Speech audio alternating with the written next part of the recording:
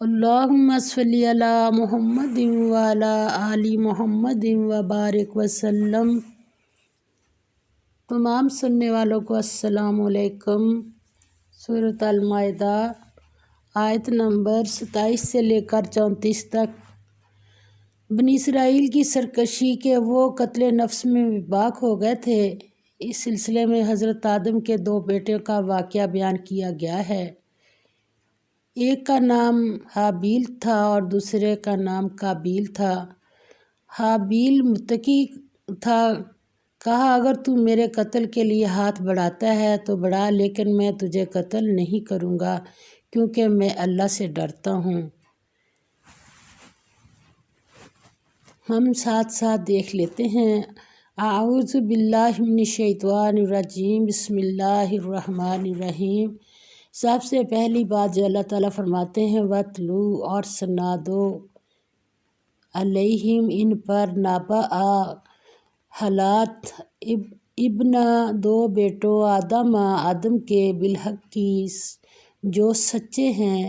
اذ قربا جب دونوں نے پیش کی، قربانی، یہ نہیں بتایا کیا چیز تھی، بس قربان کی قربانی، فتقبل پس قبول ہوئی، من احدہما ایک کی دونوں میں سے، ولم اور نہ یتقبل قبول ہوئی، من الآخر دوسرے کی، قال اس نے کہا، لأقتلنک میں ضرور قتل کر دوں گا تجھ کو، قال کہا اس نے، انما سوائے اس کے نہیں کہ یتقبل قبول کرتا ہے اللہ من المتقین پرہیزگاروں سے۔ اور اے محمد صلی اللہ علیہ وسلم ان کو آدم کے 2 بیٹوں حابیل اور قابیل کے حالات جو بالکل سچے ہیں پڑھ کر سنا دو کہ جب ان دونوں نے اللہ کی جناب میں کچھ نیازیں چڑھائیں تو ایک کی نیاز تو قبول ہوگی اور دوسرے کی قبول نہ ہوئی۔ تب قابیل حابیل سے کہنے لگا کہ میں تجھے قتل کر دوں گا۔ اس نے کہا کہ اللہ پرہیزگاروں کی نیاز قبول فرمایا کرتا ہے، اور لائن البتہ اگر بسطتا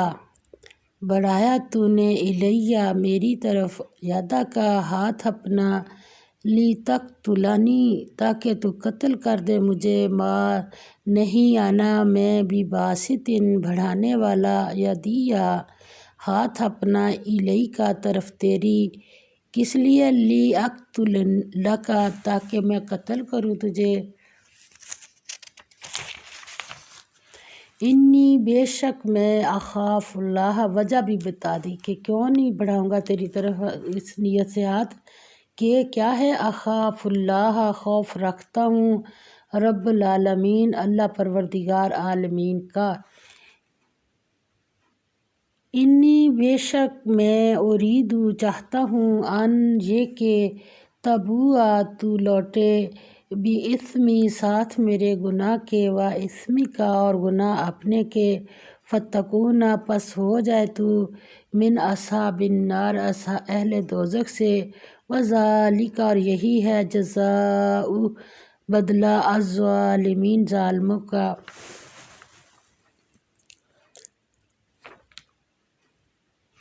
فرمایا کہ اے محمد صلی اللہ علیہ وسلم ان کو آدم کے 2 بیٹوں حابیل اور قابیل کے حالات جو بالکل سچے ہیں پڑھ کر سنا دو کہ جب ان دونوں نے اللہ کی جناب میں کچھ نیازیں چڑھائیں تو ایک کی نیاز تو قبول ہوگی اور دوسرے کی قبول نہ ہوئی۔ تب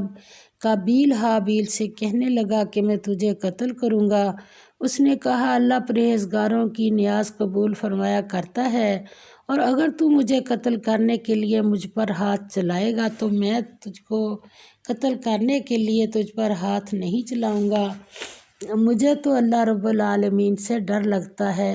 میں چاہتا ہوں کہ تو میرے گناہ میں بھی ماخوذ ہو اور اپنے گناہ میں بھی، پھر زمرہ اہل دوزخ میں ہو، اور ظالموں کی یہی سزا ہے۔ یہ حدیث پاک سے بھی اس کا مفہوم ملتا ہے کہ جب آپ صلی اللہ علیہ وسلم کی وہ حدیث ہے کہ مفلس کون ہے، تو صحابہ کرام نے کہا یا رسول اللہ صلی اللہ علیہ وسلم ہمارے سامنے تو وہی مفلس ہے جس کے پاس مال نہ ہو، اور تو آپ صلی اللہ علیہ وسلم نے فرمایا نہیں، میری امت کا سب سے زیادہ مفلس وہ ہے جو پہاڑوں کے برابر نیکیاں لے کے آئے گا، پھر اس نے کسی کو گالی دی ہوگی، کسی کا حق کھایا ہوگا، ساری زندگی کوئی احتیاط نہیں کی ہوگی اپنی زندگی میں، تو پھر جب حساب کتاب شروع ہوگا تو پہاڑوں کے برابر نیکیاں، مگر ادھر حقدار اتنے آ جائیں گے کہ دیتے دیتے سب کی جب اس کی نیکیاں ختم ہو جائیں گی تو ابھی حقوق لینے والے اور کھڑے ہوں گے، تو پھر ان کے گناہ جو ہوں گے وہ اس پر لاد دیے جائیں گے اور اسے جہنم میں ڈال دیا جائے گا۔ تو اس آیت سے بھی یہی نکلتا ہے کہ تو میرے گناہ میں بھی ماخوذ ہو اور اپنے گناہ میں بھی، پھر زمرہ اہل دوزخ میں ہو، اور ظالموں کی یہی سزا ہے۔ فتوات پھر رغبت دلا دی، لہو اس کو، نفس اس کے نے، قتل کرنے کی، اخیہ بھائی اپنے کو، فقتلہ پس مار ڈالا اس کو، فاصبح پس ہو گیا وہ من الخاسرین خسارہ اٹھانے والوں میں، یعنی نفس نے اسے قائل کر ہی لیا یہ غلط کام کرنے کے لیے، مگر اس کے نفس نے اس کو بھائی کے قتل ہی کی ترغیب دی تو اس نے اسے قتل کر دیا، اور جب قتل کر دیا تو کیا ہوا، اور وہ خسارہ اٹھانے والوں میں ہو گیا۔ فبعث پھر بھیجا اللہ نے غراباً ایک کوا، یبحث کریتا تھا فی الارض زمین میں، لیریہ تاکہ دکھائے اسے، کیفا کیوں کر، یواری چھپائے، سوءتا لاش، اخیہ بھائی اپنے کی، قولا کہا اس نے، یا ویلتا افسوس مجھ پر، اعجزت کیا میں عاجز ہوا، مجھ سے اتنا بھی نہ ہو سکا، ان یہ کہ اکونا میں ہوتا، مثلا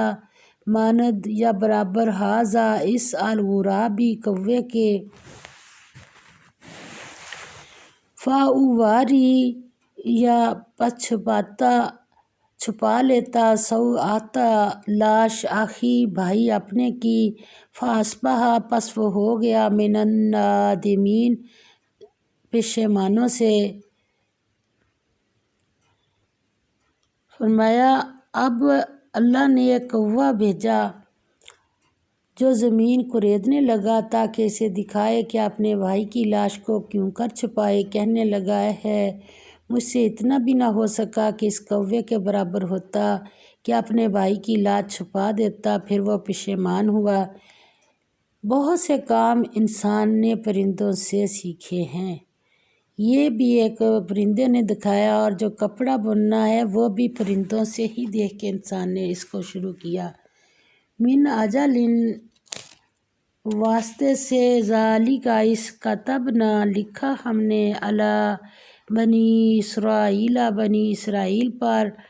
انہو کہ من جو کوئی، قتل کرے، نفسن کسی نفس کو، بغیر نفس کے، او فساد یا بغیر فساد کے، فی الارض زمین میں، فکأنما تو گویا کہ، قتل اس نے قتل کیا، الناس لوگوں کو، جمیعاً سب کو، ومن اور جو، احیاہا اس کی زندگی کا باعث بنا، فکأنما تو گویا کہ، احیا اس نے بچا لیا، الناس انسانوں کو، جمیعاً سب کو، وَلَقَدْ اور تحقیق، جاءتہم لائے ان کے پاس، رسلنا پیغمبر ہمارے، بالبینات روشن دلیلیں، ثم پھر انا بے شک، کثیراً بہت، منہم ان میں سے، بعد ذالک اس کے، فی الارض زمین میں، لا مسرفون حد سے نکل جانے والے ہیں، انما سوائے اس کے نہیں کہ، جزاء بدلہ، الذین ان لوگوں کا جو، یحاربون لڑتے ہیں، اللہ سے، ورسولہ اور اس کے رسول سے، ویسعون اور دوڑتے ہیں، فی الارض زمین میں، فساداً فساد کرنے کو، ان یہ کہ، قتل کیے جائیں، او یا یصلبو سولی چڑھائے جائیں، او تقطع یا کاٹے جائیں، ایدیہم ہاتھ ان کے، وارجلہم اور پاؤں ان کے، من خلاف مخالف طرف یعنی دایاں ہاتھ یا بایاں پاؤں،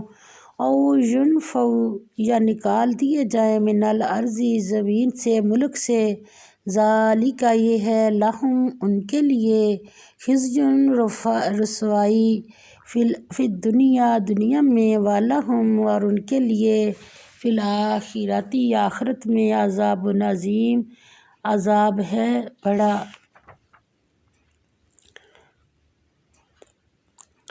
اب اللہ نے ایک کوہ بھیجا جو زمین کو ریتنے لگا تاکہ اسے دکھائے کہ اپنے بھائی کی لاش کو کیوں کر چھپائے۔ کہنے لگا ہے مجھ سے اتنا بھی نہ ہو سکا کہ اس کوے کے برابر ہوتا، اپنے بھائی کی لاش چھپا لیتا۔ پھر وہ پشیمان ہوا۔ اس قتل کی وجہ سے ہم نے بنی اسرائیل پہ یہ حکم نازل کیا کہ جو شخص کسی کو ناحق قتل کرے، یعنی بغیر اس کے کہ جان کا بدلہ لیا جائے یا ملک میں خرابی پیدا کرنے کی سزا دی جائے، اس نے گویا تمام لوگوں کو قتل کیا، اور جو اس کی زندگانی کا موجب ہوا تو گویا اس نے تمام لوگوں کی زندگانی کا باعث ہوا۔ اور ان لوگوں کے پاس ہمارے پیغمبر روشن دلیلیں لا چکے ہیں، پھر اس کے بعد بھی ان میں بہت سے لوگ ملک میں حد اعتدال سے نکل جاتے ہیں۔ جو لوگ اللہ اور اس کے رسول سے لڑائی کریں اور ملک میں فساد کرنے کو دوڑتے پھریں، ان کی یہی سزا ہے کہ قتل کر دیے جائیں یا سولی چڑھائے جائیں، یا ان کے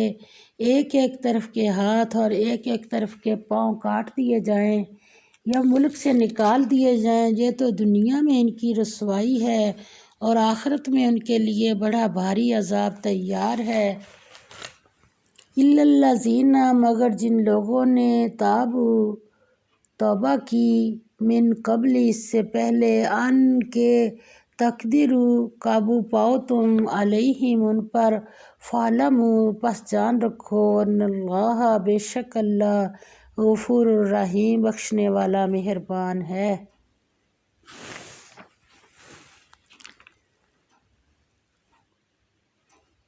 اللہ تعالیٰ فرماتے ہیں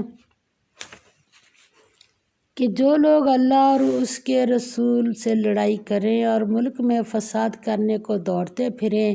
ان کی یہی سزا ہے کہ قتل کر دیے جائیں یا سولی چڑھائے جائیں، یا ان کے ایک ایک طرف کے ہاتھ اور ایک ایک طرف کے پاؤں کاٹ دیے جائیں، یا ملک سے نکال دیے جائیں۔ یہ تو دنیا میں ان کی رسوائی ہے، اور آخرت میں ان کے لیے بڑا بھاری عذاب تیار ہے۔ ہاں، جن لوگوں نے اس سے پیشتر کہ تمہارے قابو آ جائیں توبہ کر لی، تو جان رکھو کہ اللہ بخشنے والا مہربان ہے۔ اس آیت سے ایسے لوگوں کے لیے سزا کا حکم ہے جو باغی ہوں یا رہزن اور ڈاکو۔ اگر ان میں سے کوئی مجرم گرفتاری سے قبل تائب ہو جائے تو اس کو چھوڑ دو۔ گزشتہ آیات میں قتل نفس سے روکنے کا تذکرہ ہوا اور دو باتوں کو اس سے مستثنیٰ کر دیا، یعنی قصاص اور لوٹ مار کرنے والوں کی سزا۔